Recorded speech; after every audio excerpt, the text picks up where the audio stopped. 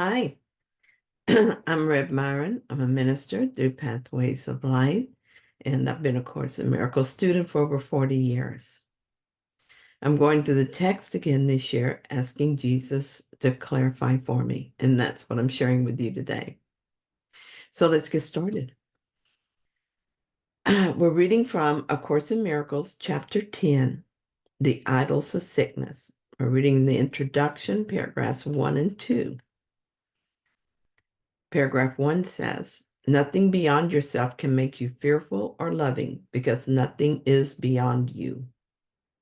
Time and eternity are both in your mind and will conflict until you perceive time solely as a means to regain eternity. You cannot do this as long as you believe that anything happening to you is caused by factors outside yourself. You must learn that time is slowly at your disposal and that nothing in the world can take this responsibility from you. You can violate God's laws in your imagination, but you cannot escape from them. They were established for your protection and are as inviolate as your safety. It's easy to forget that nothing is beyond me and that I have absolute control over how I experience what is happening, because I have absolute control over what I believe.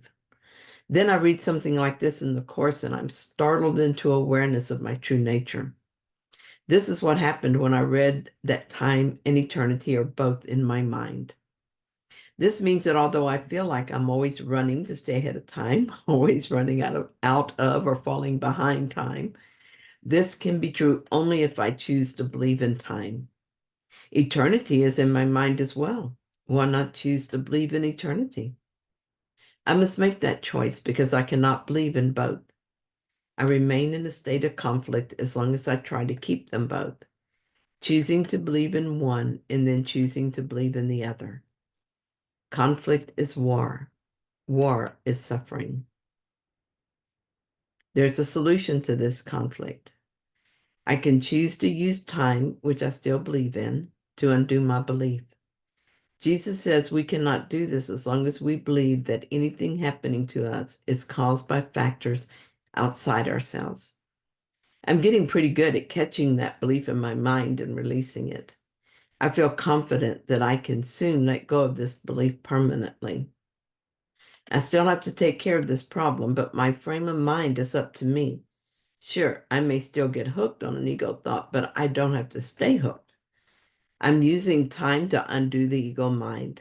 This is a proper use of time and will bring me closer to allowing even the belief in time to be undone for me. I am more peaceful now and as a consequence, happier. Today would be a good time to pay attention to the ego insistence that everything is someone else's fault. I really don't want that silly thought floating around in my mind anymore. The ego doesn't give this up easily, though. For instance, when I was told that I would have to replace the floor in my sanctuary, I panicked. My panic was the reaction to the belief that the need to replace the floor was my problem, but that can't be. I am not governed by anything outside my mind. So I spent some time allowing the Holy Spirit to clean my mental house, tossing out this absurd belief. From this place of clarity, I could see that the problem was not the floor, but my thoughts about the floor. Looking at those thoughts with the Holy Spirit and releasing them to Him, I was free of the emotional response of earlier. Solutions began to appear and peace reigned once again. This was so much easier and quicker than before because practice does indeed make perfect or near to perfect.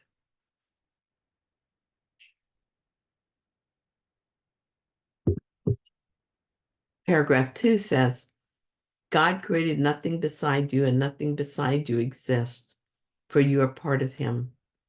What except Him can exist? Nothing beyond Him can happen because nothing except Him is real. Your creations add to Him as you do, but nothing is added that is different because everything has always been. What can upset you except the ephemeral? And how can the ephemeral be real if you are God's only creation and He created you eternal? Your holy mind establishes everything that happens to you. Every response you make to everything you perceive is up to you because your mind determines your perception of it. I am as God created me. I am this eternally without exception. I am like God because God created me like Him. Nothing that is unlike God exists.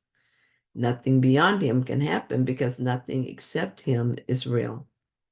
So all the things I see, do, and believe cannot be real because they are unlike God. This can only mean that I must be dreaming, living an illusion. After I'd prepared this for sharing, I was taking a shower, getting ready for the day.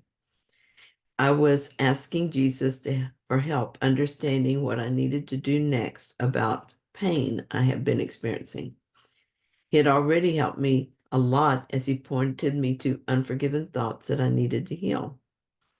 This morning, he showed me something else I needed to forgive. I had a memory of a friend who is an addict. The memory was of the first time I saw just how bad things were for him. He was recovering from surgery, and I went by to see about him. Things were pretty bad for him. His drinking was completely out of control. He had people staying with him who were taking advantage of his constant state of inebriation. He was suffering terribly. As those memories showed up, they were vivid, and it was like I was reliving the time they happened. I felt the fear and sadness again. My stomach clenched, which was the fear, and my jaw tightened, which was the anger. So I began to forgive. I forgave myself for the steps I failed to take, realizing that I was doing the best I could with the understanding I had at the time. I forgave him for getting himself in this position, and I forgave the people who were taking advantage, knowing they too were doing the best they could with the understanding they had at the time. Finally, I realized that this entire situation was ephemeral. That is, it was short-lived. It could not have happened because what is not created eternal cannot happen. As I felt myself relax and let the story go, I felt it was forgiven, and I thank Jesus for guiding me to it and through it. As God's son, I can choose to experience even that which is not real. If I'm experiencing something, it's because I chose to do so. My holy mind establishes everything that happens to me.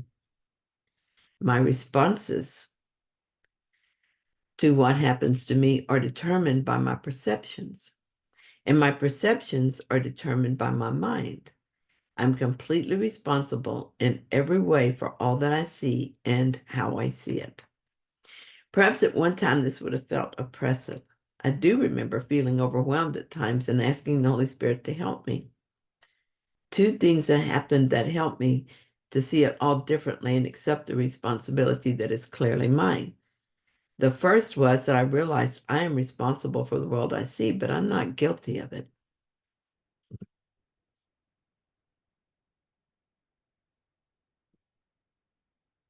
This was an essential insight. The only reason I was running from responsibility and trying to project it onto others was that I thought I was guilty. It was the guilt that was oppressing me, not the responsibility. Once I realized that I could not be guilty and could accept, at least to some degree, that I am the completely Son of God and can have any experience I want, I felt the burden of guilt lift and I could breathe again.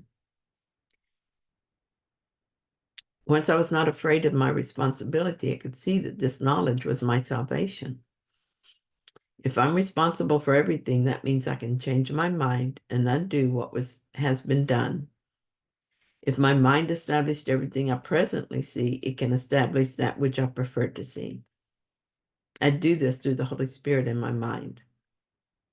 That brings me to the second really important understanding. I do not heal my mind. The Holy Spirit does that on my behalf. I have an essential role to play, and that is to understand that I need healing and then desire and accept that healing. The rest is accomplished without my help. I think of this as setting aside all thinking and active participation. I sit quietly in God and invite healing to take place. Now I'm open to healing and I allow it to happen. It sounds so easy, and it is easy, yet I still have some resistance. I see the ego mind trying to take a bigger part, but I no longer fall for that. I used to fear that nothing this easy could be valuable, but I have, through practice, come to realize the value of doing my simple part. And I used to see myself choosing to stay in the story, trying to find a solution there, being the one who succeeds. But now, more often than not, I see myself returning over and over to that quiet place in my mind, inviting the truth to join me there. Thank you so much for joining me in this reading. I hope that you found it helpful. If you did, then please like it. And if you haven't yet, please subscribe. And I'll be back soon with another reading. See you then.